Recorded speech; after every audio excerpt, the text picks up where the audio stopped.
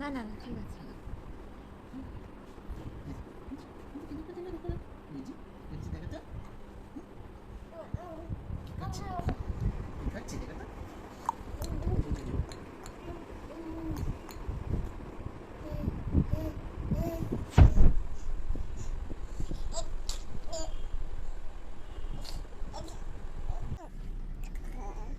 এই যে আমরা দুজনে একদম রেডি হয়ে গাড়িতে বসে গেছি, এখন আমরা যাচ্ছি এয়ারপোর্টের উদ্দেশ্যে।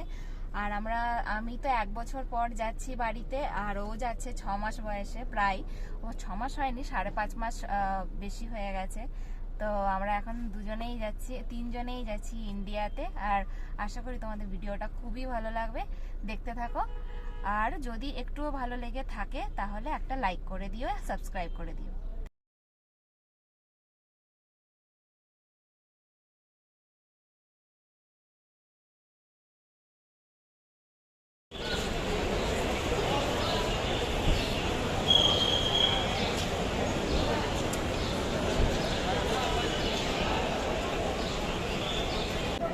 এই যে আমরা একদম চলে এসেছি ফ্লাইটের এয়ারপোর্টের মধ্যে।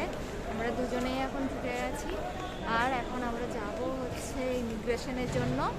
তো তার জন্য এখন লাইনে দাঁড়াতে হবে, বাট তার আগে হচ্ছে আমার শ্বশুরমশাই আছে যেহেতু, তার জন্য হুইল চেয়ার নিতে হবে। নো মামা, ওই হুইল চেয়ারের জন্য এখন ওয়েট করে আছি।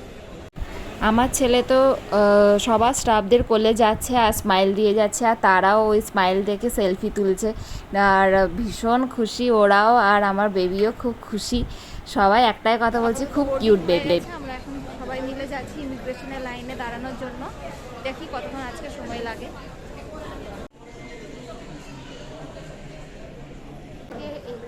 বেবি কেয়ার থেকে এখন আমরা সব কিছু ফ্রেশ ট্রেশ হয়ে নিয়েছি, ওকেও একটু ফ্রেশ করে দিয়েছি, তারপরে আমাদের ইমিগ্রেশনও ডান হয়ে গেছে অনেকক্ষণ আগেই।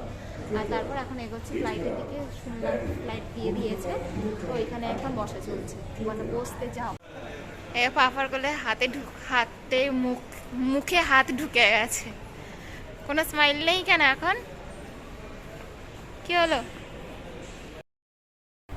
আমাদের ফ্লাইট তো অনেকক্ষণ আগেই দিয়ে দিয়েছিল, তো এখন হচ্ছে ফ্লাইটে উঠতে যাব, বাট একটু তো ভয় লাগছে, এই যে এটা একদম বেবিকে নিয়ে যাচ্ছি, দেখা যাক কি হয়।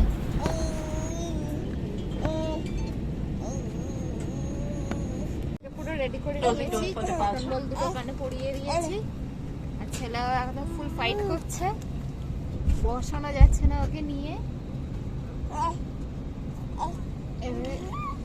দেখা যাক কিভাবে কি হয়, ওর তো ফার্স্ট টাইম এক্সপিরিয়েন্স।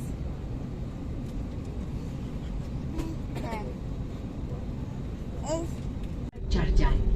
विमान कर्मी दल की अनुमति के बिना रक्षा जैकेट को इस विमान से हटाना वर्जित है।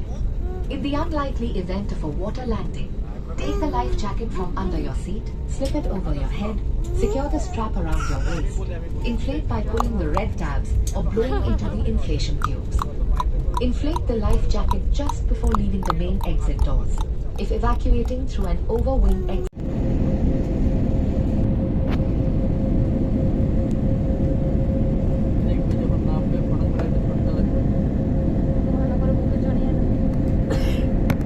কালকে ওয়েদারটা এতটাই ক্লিয়ার স্কাই ছিল যে রোদগুলো মেঘের ওপর যখন পড়েছে পুরো বরফ বরফ দেখতে লাগছে।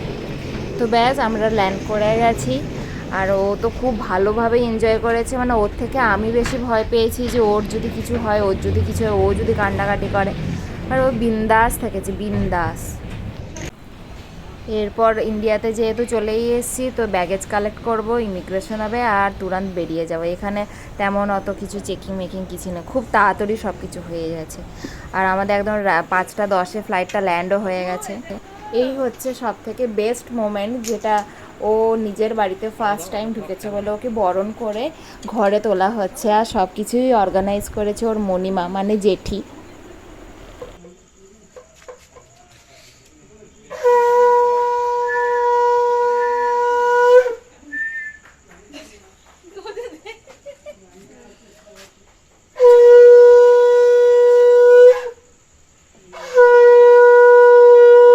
কি হচ্ছে এটা? কি আওয়াজ হচ্ছে? কি আওয়াজ হচ্ছে? কেমন কেমন কেমন? কেন? ধরো ধরো ধরো। ওরে বাবা, ওটা কার? ওটা কার? ওটা কার? না ওটা মাম্মা। না ঠান্ডা নাই তো? না না, ধরো ভালো করে ধরো। ধরেছো? হ্যাঁ। ওটা কার? ওটা কার? দেখি কাকিমা যদি কাকিমাকে দিয়ে দাও। ওই।